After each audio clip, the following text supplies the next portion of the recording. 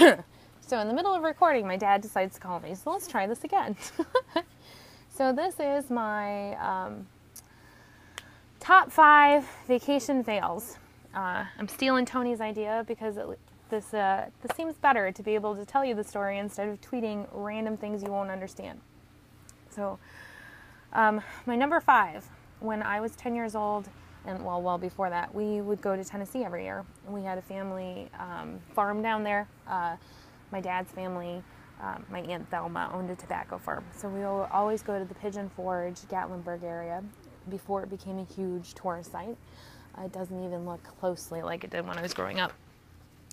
But they have the old World's Fair set up there, and they have slides that go, you take basically a ski lift up to the top of the mountain, and then you jump on a little plastic slide that has a little handbrake, and then you slide down on this fiberglass slide. So we were doing this, having a ball, and after the 3rd time of doing this, I was going too fast, and I went around a curve, and I flipped off of my sled, and then slid up on my knee, and just destroyed my knee, destroyed it. And I was in the middle of the mountain. They don't let the next person go until you get to the end. So I had to get up and wipe my tears off and flip my sled over and then sled back down the hill and pushing, trying to get momentum to get up so that I could get down to the bottom of the hill and be done with the bloody knee mess that I was. So that's my number 5.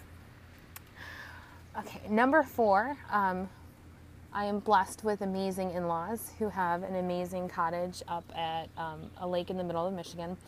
And we invited some friends up there because we like sharing and we like being with people. So we invited them to the cottage, and they normally have a boat that we can use, but we got up there and the boat wasn't working. So we spent the rest of the week landlocked, which was fine for me because what I like doing most of all is reading and sitting in the hammock by the water. But the entire time, 2 of our friends who were with us just kept complaining about this free vacation that they were getting because we couldn't go out on a boat. And my in-laws have several boats. There's one boat that we can use, a cheap pontoon, and then there's several boats we're not allowed to use. And they just kept going, well, do you know where the keys are for the other boats? I'm like, we do, but that's not the point. So for the rest of the weekend, and the entire vacation that we were with them, all they did was try to convince us to be dicks and take out boats we knew we weren't supposed to. So this is why we don't invite people with us to the cottage anymore. And we just go by ourselves because we know we're not going to be dicks. Number 3. My family and I started a tradition for my parents' 40th anniversary, and we went on a big family vacation. So it was Tony and I and our 2 kids, my brother and his wife and their daughter, and my parents.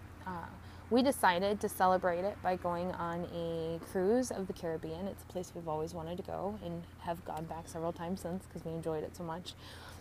But we chose Puerto Rico because the cruise that left from there had a new island it hit every day. And though the air flight was a little more, the cruise was so cheap that it was worth a little more of an air flight. So we went and we got to Puerto Rico, had a great time, enjoyed the island, enjoyed all the Caribbean islands that we went on. It was amazing until we got back. We got back to Puerto Rico to find out that our airline was on strike. And because I pushed for Puerto Rico, we were on an island and we couldn't drive home. So we were in panic mode trying to figure out how to get off the island because it's Saturday and my brother has to be work Monday morning. He is in a new store and he is now the store manager and he needs to be there Monday. There's no ifs, ands, or buts about it. So our cheap flight, or slightly more expensive flight, to the awesome island of Puerto Rico then cost us $1,000 for 4 tickets to Baltimore, where we ended up having to rent a SUV to stuff our entire family in and drive home through the middle of the night from 9 in the evening to 9 in the morning to try to get my brother back in time to go to work. And the entire time my dad is in the car yelling about how his children don't know how to drive and it was just the worst end to a fantastic vacation that even to this day, I think my sister-in-law and Tony bonded over so closely on that trip for that reason, because they got to see the entire List clan and what we're known for and the craziness that comes with how loud we are and argumentative, and they're just like, we married this. So they have this new bond because of this experience. So my number one and my number two are combined. There's no way to tell you about number one without telling you about number two. So when I was in high school, I was obsessed with leaving. I didn't want to be anywhere near my family. I didn't want to be in the United States. I wanted to be gone. And I started working at 15 so that I could travel, and that's what I did. So every spring break, freshman, sophomore, junior year, senior year, I went to New York, and I was there for the entire week because, musicals.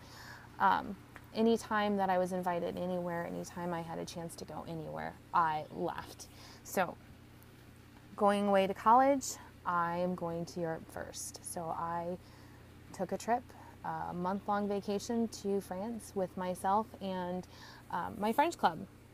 They do it every 2 years, and it worked out on my senior year. So I took all of my graduation money and all of the money that I made the entire year and paid for this amazing month-long journey into France. And just before I left, I got into a wrestling match with my husband's best friend, Brian, who landed on my leg and bruised it, like deep bruise. Like I thought I broke my leg. That's how bad it was.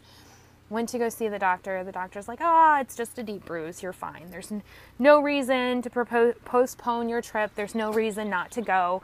You'll be fine. Sweet, because I was worried that I was not going to France.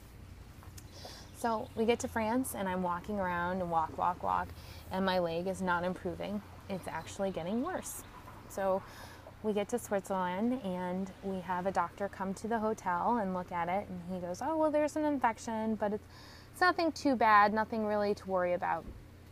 Gave me an oral antibiotic and a topical cream to put on so that I was doing okay. Went through Italy and came out, hit Monaco and then Nice. And I get to Nice, and you cannot tell the difference between my leg, my knee, and my ankle. It had swollen so much. There was no definition. It looked like I was walking along And on the inside of my leg, it looked like I had a sausage coming out of it. Like I had stuffed like a kielbasa in my leg, because that's always a good idea, right? So we go to the hospital because the antibiotic is not working. We need to see what's going on. So I go to the hospital, and there's a language barrier, of course, because I speak un peu French. I do not speak French very well, especially not medical French. And I'm there with my French teacher who does speak French, but has never been in this situation before. So it's explained to me that they're going to put me under, they're going to cut open my wound, and they're going to drain it. And I'm like, all right. So I have not called my parents at this time, because what are they going to do?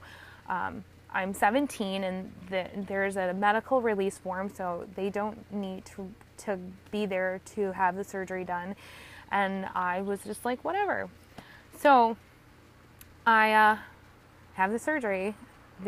We're going to cut open your leg and drain it. And when I woke up, I have this massive bandage around my leg. And I'm, all right, whatever, pressure, that's what's there. A couple hours later, they come in, and they're going to clean the wound. There was a gallon-size Ziploc bag worth of gauze in my leg. You could see, you could almost see my bone. You could see the interior of my leg. It was gross.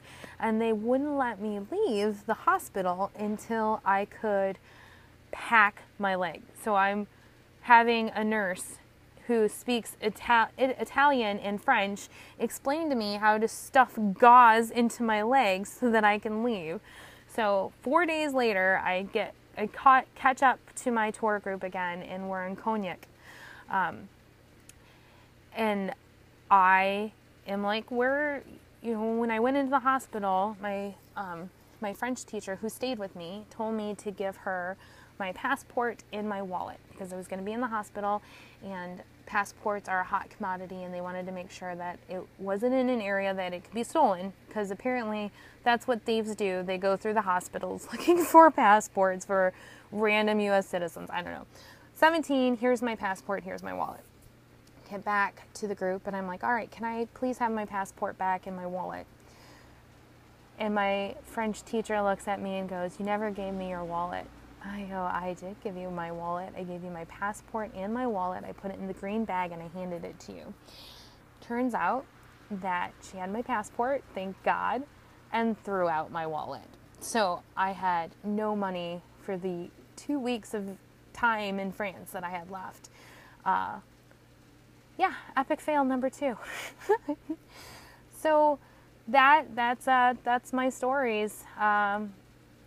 I know Jamaica won't have any epic fails. It's going to be nothing but fun and sun. I can't wait to go, and I hope you guys are having a blast.